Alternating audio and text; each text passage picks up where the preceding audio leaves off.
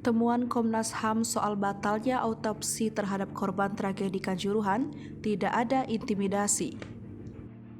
Komisioner Komnas HAM Choirul Anam mengatakan pada 20 Oktober 2022 pihaknya menemui langsung Devi Atok, orang tua dari dua korban tragedi Kanjuruhan, Malang, Jawa Timur. Devi Atok adalah ayah dari dua korban tragedi Kanjuruhan yang semula direncanakan akan dilakukan autopsi.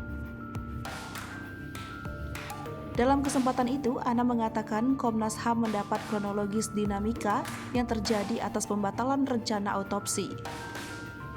Ana menjelaskan mulanya orang tua korban memang berkeinginan untuk dilakukan autopsi karena heran dengan kondisi jenazah anaknya. Keinginan itu kemudian dituangkan lewat surat pernyataan yang baru sebatas draft dan dibuat tanggal 10 Oktober 2022.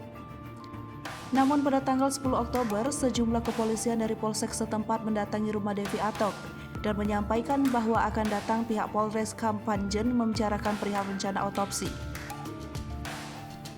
Kemudian, pada tanggal 12 Oktober, pihak kepolisian dari Polres Kapanjen kembali menyambangi rumah Devi Atok untuk mengonfirmasi bahwa ada surat pernyataan persetujuan melakukan autopsi di tanggal 20 Oktober 2022.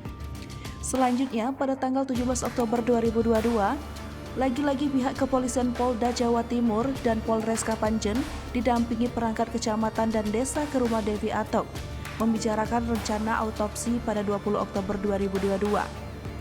Namun, setelah berbincang internal dengan pihak keluarga, Devi Atok memutuskan membatalkan rencana autopsi terhadap jenazah kedua anaknya. Keputusan ini didasari pada pertimbangan pihak keluarga, termasuk kondisi orang tua Devi Atok yang sudah tua.